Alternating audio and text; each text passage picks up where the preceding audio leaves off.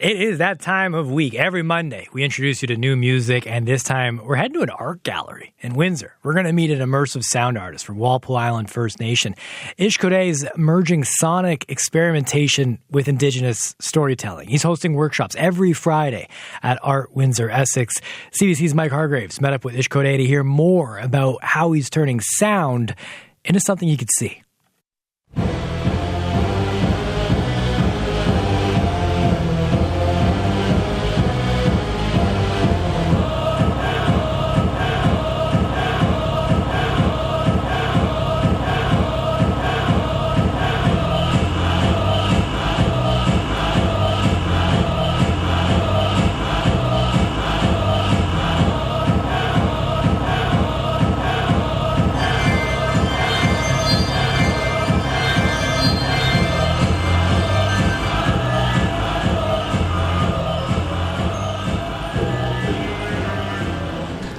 My name is ishKode, and that's ishK, capital K-O-D-E. And I also see you go by Sacramento Knox. Is that a name as well? Yeah. So I've primarily been in the hip-hop, arts and culture field for a minute. That Knox name comes from the hood I grew up in, so that's like a nickname. I attached Sacramento, which is my great-grandfather's name, so it's like honoring a family name. But that's been mostly my hip-hop, like stage name identity in the world of stuff, so I use Sacramento Knox that way.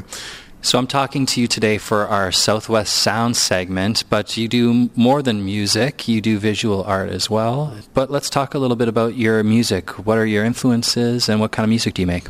To describe it, I make water. My music style is water. Like it shapes the form and to the places and the circumstances that's happening in the moment that fills that kind of atmosphere, the story of stuff. So I look at it as water. My music is designed for multiple kind of applications, meaning like where it sits in different areas differently. Like tonight is a sound art set. Last weekend I did live electronic dance music, which is called Ghetto Tech. And then the week before that, I was like doing an educational workshop in London around music. So like music creation sits in different places for me, and it always just feels like water, you know. It's like, I could say it's rooted in hip hop, like that type of work, but it really kind of, it's expansive from there.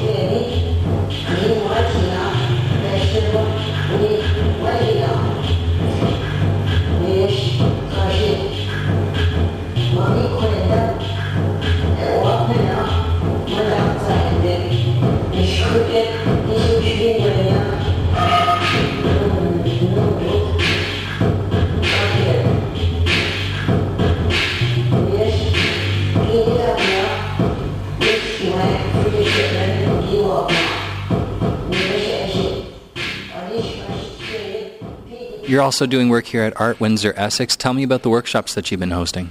The pathway is music, so I'm going to get towards a visual print art installation. That's the base of it, but I have multimedia components. I make myself mostly available at the gallery.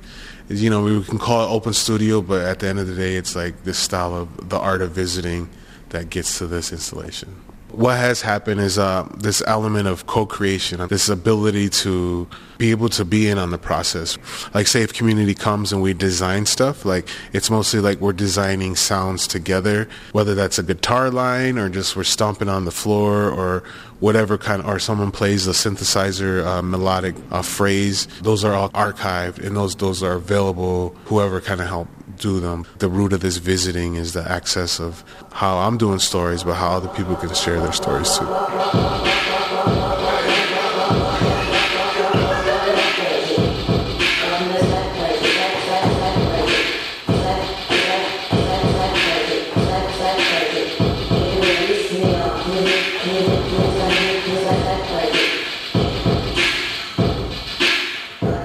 You definitely have a cool setup over here, a lot of interesting equipment. I'm using a sampler drum machine, and that is the kind of core artery of everything, because that type of technology can shift into like a synthesizer, a sampler, a sequencer, run effects in it, EQing, mixing, perform with it. It just does so much, and like it's so dynamic. So it's like I can take in sounds and we can design it on the spot really fast with that. So that's my preferred tool. You want to see what's going on next week? Yeah.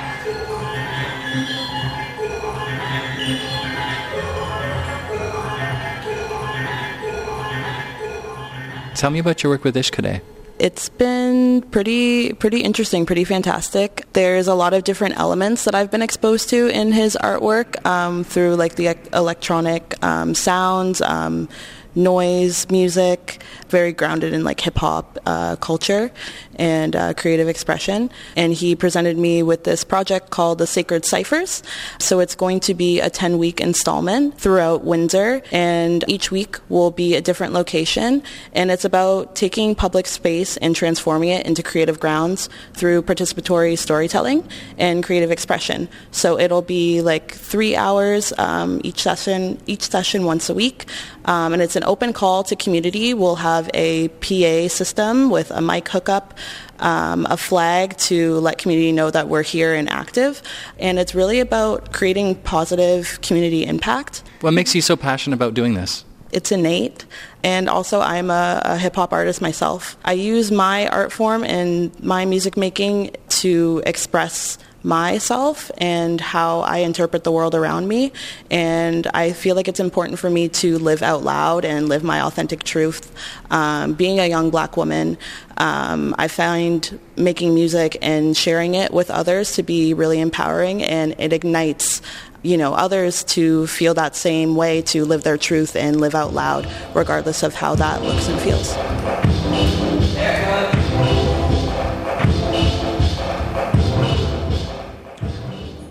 Mike, great profile there of ishKode.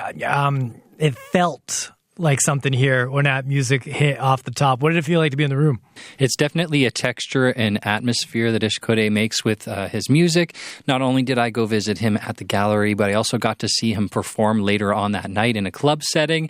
And it was interesting. Some people were like, I don't know what this is. What is happening? They're kind of lost by it. And other people are completely transfixed and totally get what he's doing in taking over a space sonically and filling it like water, like he mentioned. It was, as soon as it was playing inside the studio here, we were both, I think we knew what to do. Yeah, totally. So let's just practice. Let's just practice with the mic. So we'll practice with numbers. So you'll be 1, 2, 3, 4.